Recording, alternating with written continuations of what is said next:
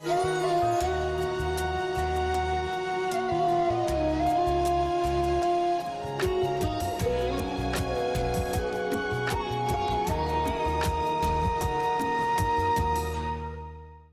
की भक्ति और प्रीति मिल गई, आप राजाओं के राजाओं से भी ऊंचे सुख के धनी हो गए। आप देवताओं से सम्मानित होने वाले पद में पहुंच जाएंगे। भगवत प्रीति बहुत ऊंची चीज है। जब तक भगवत प्रीति नहीं मिली तो अष्ट सिद्धि मिल जाए, नवनिधि मिल जाए, फिर भी व्यक्ति भीख मंगा रह सकता है। अष्ट सिद्धि नवनिधि मिली और भी कई युक्तियां आ गई, फिर भी अंदर की वासना नहीं मिटेगी। जैसे राजा दिलीप के पास बहुरूपिया आया, बहुत सारी कलाएं जानता था, बहुत सारी कारीगरी थी उसमें। राजा दिलीप उसको देखकर दंग रह गए। उसने बोला, भाई तू तो इतना राजा थी महाराजा, वास्तव में तुम कौन हो? बहुरूपा ने कहा कि बस खा गए ने धोखा, मैं वही हूं, वही तुम्हारा 10 दिन पहले जो नाच दिखाया था, बहुरूपिया आता रहता हूं, वही तो हूं मैं। अरे बोले, हद कर दी तूने तो आज। बोले महाराज कैसा, मैंने आपको चकमे में डाल दिया, चकमा दिया। बोले गजब का है तेरा खेल। तो महाराज आप खुश हैं? बोले जरूर। खुश हो तो आप हमको अपनी ये जो हवाओं से बातें करने वाली घोड़ी है ना, वो भेंट में दे दो। राजा दिलीप की प्यारी घोड़ी थी, सवार की बस छाया देखते ही उड़ान भरे ऐसी घोड़ी थी। दिलीप वो घोड़ी देना नहीं चाहते थे। हुआ क्या, दिलीप ने कहा नहीं ये घोड़ी नहीं, दूसरा कुछ ले जा, अशरफियां ले जा। बोले नहीं महाराज देखो, मैं ऐसी योग साधना कर दूं कि मैं योग समाधि लगाऊं और बक्से में बैठ के योग समाधि लगाऊं, मेरे प्राण ऊपर चढ़ा दूंगा, बक्से को ताला मार दो, धरती में गाड़ दो, 6 महीने के बाद अगर मैं आपको जिंदा मिलूं तो इतना बड़ा चमत्कार देखने के बाद तो घोड़ी दोगे? बोले 6 महीना तेरे को बक्से में गाड़ दे, खाएगा पिएगा कुछ नहीं? बोले महाराज कुछ भी नहीं, आप जहां चाहे वहां गड़वा दो, चौकीदार रख देना। दिलीप को कौतूहल देखने की इच्छा हुई। दिलीप राजा ने कौतूहल वश सम्मति दे दी, सारी तैयारी हो गई और उसने 8-9 फीट गहरा खड्डा खुदवाया, 6 हाथ लंबा, 6 हाथ चौड़ा, 6 हाथ गहरा, 9-9 फुट हुआ, 6-6 हाथ। और बक्सा वहां रखवा दिया, उसमें बैठ गया, ताला लग गया। बोले महाराज मिट्टी भी डलवा दो, फिर खुदवा लेना। 1 दिन, 2 दिन, महीना, 2 महीना, 6 महीने बीत गए। आश्चर्य को भी आश्चर्य हो, मंत्रियों ने कहा कि महाराज 6 महीने उसको हो गए।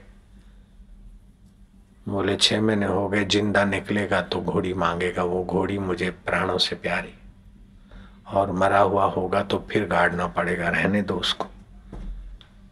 वो तो अगर 6 महीने तो क्या 6 मिनट भी परमात्मा की समाधि लगाए तो दुनिया उसके चरणों में नतमस्तक हो जाए। वो 6 महीने बैठा है तो ये प्राण चढ़ा के मूर्छा से प्राण को मूर्छा दे दी है, एक टेक्निक है। ये भगवत प्राप्ति की समाधि नहीं है।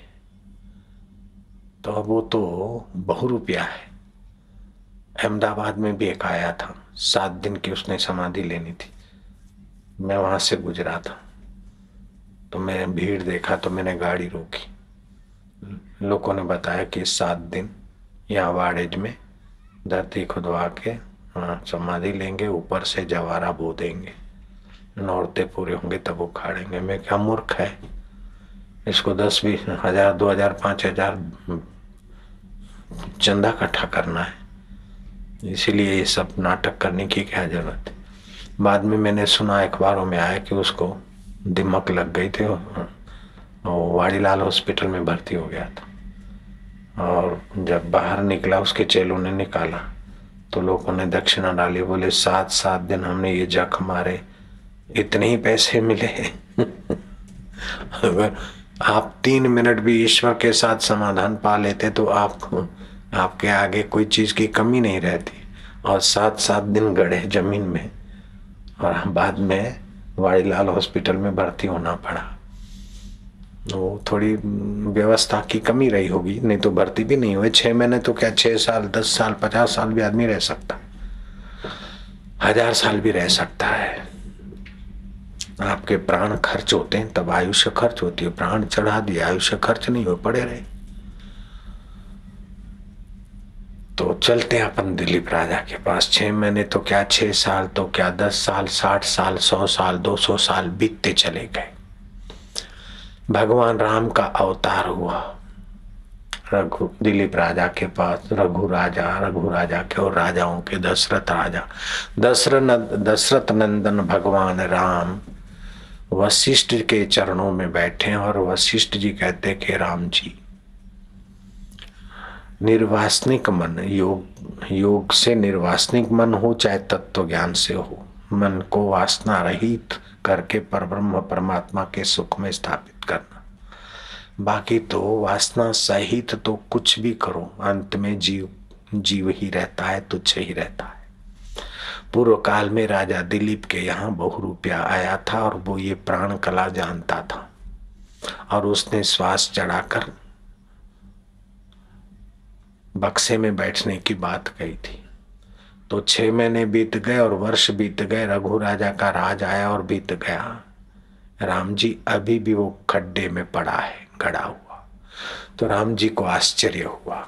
ये कथा योग वशिष्ठ महारामायण में आती। आज भी कोई देखना, सुनना, पढ़ना चाहे तो वो ग्रंथ अपने पास है। बहुत जगह वो ग्रंथ उपलब्ध है, योग वशिष्ठ महारामायण। हजारों लोगों के पास है वो ग्रंथ। तो राम जी को लेकर वशिष्ठ जी वहां गए और वो खुदवाया जगह और बक्सा निकलवाया। तो वशिष्ठ महाराज जानते थे। उसके सिर पर हल्की सी टपलियां मारी और उसका मुंह खोल के जीभ उसके नीचे उतारी तो उसकी आंखें खुली। बोलता, घोड़ी लाओ, घोड़ी दे दो, घोड़ी।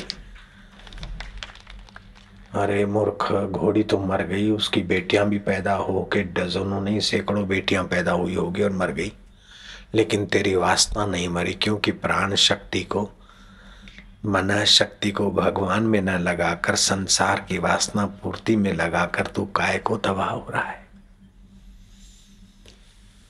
तो ये सत्संग के बिना विवेक नहीं जगता। नहीं तो आदमी किसी कई जादूगरों की बातों में आकर भी चकित हो जाता है। जैसे सोना बनाने वाले बताते हैं, ऐसा दे दो, इतना 2 चूड़ियां दे दो, अभी देखो तुमको छटांग पर सोना दे देंगे। और फिर माइयां देखो तो बेचारी घर आती छटांग पर सोना लेकर, और 2 चूड़ियों में 2 तोले की थी, मेरे को तो 5 तोला मिल गया, लेकिन देखो तो ठगे गए। तो भगवत प्राप्ति के लिए जो शास्त्रों में मार्ग बताया है, यज्ञोदानम तपश्चर्या पावनानी मनीषा, यज्ञ करे, जप करे, स्नान करे, तप करे, तीर्थ करे, बुद्धि को पवित्र करके बुद्धिदाता के आनंद को प्राप्त करना है। छू मंत्र से अथवा खड्डे में कोई गाड़ दे तो उसके बाद रुपए पैसे कमा सकते हो, प्रसिद्धि कमा सकते हो, लेकिन भगवत शांति का रास्ता कुछ निराला है। ऐसा हमने गुरुओं से जाना है, महापुरुषों से जाना है। सब लोग कहाँ समाधि करेंगे, और समाधि करने के बाद भी अथवा चाय चाहिए, कॉफी चाहिए, फलाना चाहिए, नहीं। चाय कॉफी लो, हमारी मना नहीं है, सिगरेट पियो, हमारी मना नहीं है, लेकिन हमारी प्रार्थना है कि आप ईश्वर का रस पी लो, फिर चाय कॉफी की गुलामी आपकी नहीं रहेगी। आपके लिए ईश्वर अपना अलौकिक सुख रहेगा। शरीर को लौकिक भोजन दो, यथा योग्य खाओ, पियो, रहो, प्रसन्न रहो, जहां भी हो मौज में रहो। आप अपने विकास के लिए सदैव शुभ भावना किया करिए कि मेरा शरीर जिससे चलता है वो सतचित आनंद स्वरूप मेरा आत्मा शाश्वत है। जिसकी सत्ता से हाथ उठता है, मन सोचता है, बुद्धि निर्णय करती है, वो मेरा आत्मा परमात्मा है। शरीर बीमार पड़ता है, उसको जो जानता है वो मेरा परमात्मा है। मन चंचल है या शांत है, उसको जो जानता है वो मेरा प्रभु है। तू ही है न मेरे प्रभु। मेरी बुद्धि अच्छे निर्णय करती है या बुरे निर्णय करती है, बुरे कर्म करती और दिल में धड़कने देने वाला तू है, और अच्छे कर्म करता हूँ, अच्छे निर्णय करता हूँ तो फल श्रुति और उत्साह योग्यता बढ़ाने वाला तू है। प्रभु तू मेरा है ना, ये देव तू मेरा है ना। ऐसा करके भगवान को, जो अबोले भगवान है, जिनसे तुम सीधी बात नहीं कर पा रहे, उससे बात करना शुरू कर दो। कल से नहीं, परसों से नहीं, आज रात से ही शुरू कर दो। रात को सोते समय एक हाथ अपना एक प्रभु का कि प्रभु ये बात तो सत्य है, शरीर मर जाएगा लेकिन आत्मा परमात्मा अमर है और तू मेरे साथ है ना। आज भगवान का पल्ला पकड़ो, भगवान से हाँ भराओ। हाँ नहीं भी भरते तो तुम पूछते पूछते शांत होके सो जाओ। फिर सुबह उठो और यही पूछो। एक दिन नहीं तो 2 दिन, 2 दिन नहीं तो 5-10 दिन में ही वो अंतर्यामी प्रभु का स्मरण और प्रेम प्रभु को अबोले को बोला कर देगा और आपकी भगवान के साथ वार्तालाप की लाइन चालू हो जाएगी, आपका मंगल हो जाएगा। ओ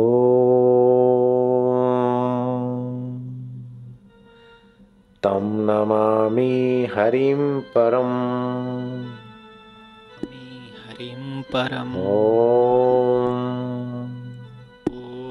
तम नमामि हरिं परम, तं नमामि हरिं परम।